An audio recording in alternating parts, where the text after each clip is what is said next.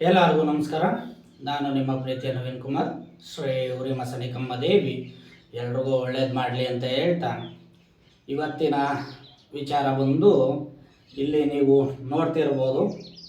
ನಾವಿಲ್ಲಿ ಅವತ್ತು ತಂದು ಕೊಟ್ಟಂಥ ದೈವ ಕಳೆ ಇಲ್ಲದಂಥ ದೈವಕ್ಕೆ ಇವತ್ತು ದೃಷ್ಟಿಯನ್ನು ಕೊಡ್ತಕ್ಕಂಥದ್ದು.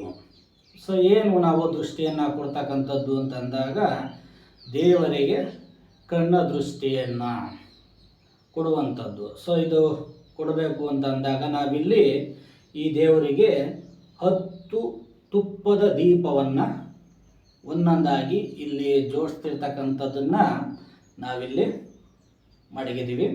ಸೊ ಈ 10 ದೀಪಗಳು ನಮಗೆ ಏನು ಬೇಕಾಗುತ್ತೆ, ಸೊ ನೀವು ಇಲ್ಲಿ ನೋಡ್ಬೋದು 10 ದೀಪಗಳನ್ನು ನಾವು ಸಂಪೂರ್ಣವಾಗಿ ಇಲ್ಲಿ ಮಡಗಿದ್ದೀವಿ.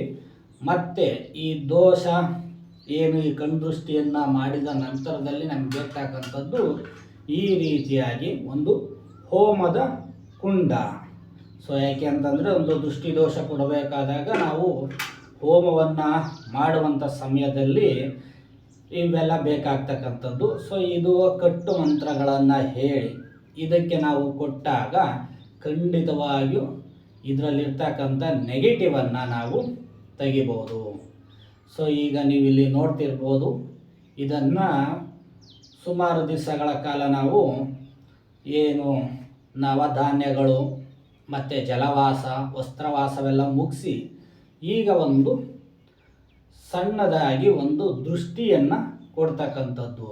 ಸೊ ಈಗ ನಾವು ದೃಷ್ಟಿಯನ್ನು ಕೊಡಬೇಕಾದಾಗ ಫಸ್ಟು ನಾವು ಇಲ್ಲಿ ತುಪ್ಪದ ದೀಪವನ್ನು ಹಚ್ಚಬೇಕಾಗುತ್ತೆ ಪ್ರತಿಯೊಂದೂ.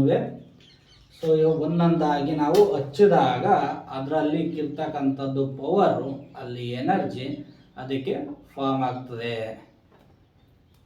ಸೊ ಒಂದೊಂದಾಗಿ ಹಚ್ತಾ ಬರಬೇಕು, ಜಾಸ್ತಿ ಇದು ಬೇಕಾಗಿರಲ್ಲ.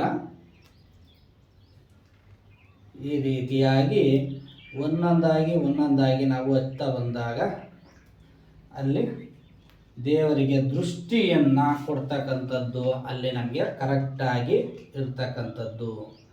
ಸೊ ಇಲ್ಲಿ ಒಂದೊಂದಾಗಿಯೇ ಹಚ್ತಾ ಬರ್ತಾ ಇದ್ದೀವಿ. ಈ ರೀತಿಯಾಗಿ ನಾವು ಒಂದೊಂದಾಗಿ ಹಚ್ಚುತ್ತಾ ಬರಬೇಕಾಗುತ್ತೆ.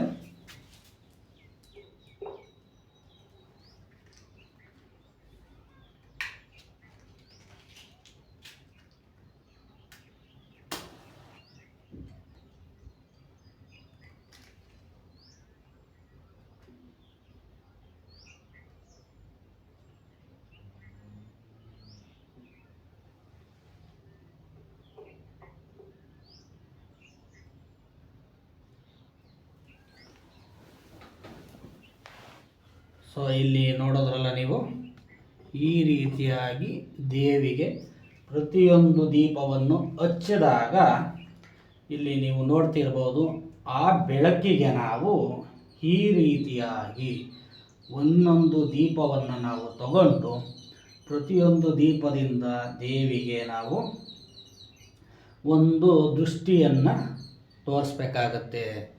ಸೊ ಹೀಗೆ ಪ್ರತಿಯೊಂದು ದೀಪವನ್ನು ಹಚ್ಚಿದ ನಂತರ ಇದಕ್ಕೆ ತುಂಬ ವಿಧಿವಿಧಾನಗಳಿರುತ್ತೆ. ಇದು ಒಂದೇ ಥರ ಇರೋದಿಲ್ಲ. ಆಮೇಲೆ ನೀವು ಬರೀ ನಾನು ಇದೊಂದೇ ತೋರಿಸ್ತೆ ಅಂದ್ಕೋಬೇಡಿ, ಇದರಲ್ಲಿ ತುಂಬ ವಿಧಿವಿಧಾನಗಳು ಇರುತ್ತೆ.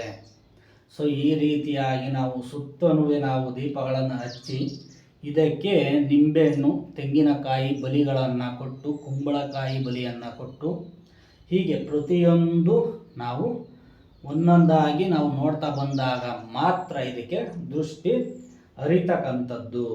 ಸೊ ಈ ರೀತಿಯಾಗಿ ದೇವಿಯ ಹತ್ರ ನಾವು ತುಪ್ಪದ ದೀಪವನ್ನು ಬೆಳಗ್ತಾ ಇದಕ್ಕೆ ಕೆಲವು ಮಂತ್ರಗಳಿರುತ್ತೆ. ಸೊ ಆ ಮಂತ್ರಗಳನ್ನು ನಾವು ಪಠಣೆಯನ್ನು ಮಾಡಿದಾಗ ಇದಕ್ಕೆ ಒಂದು ಎನರ್ಜಿಯನ್ನು ನಾವು ಕೊಡ್ತಕ್ಕಂಥದ್ದು.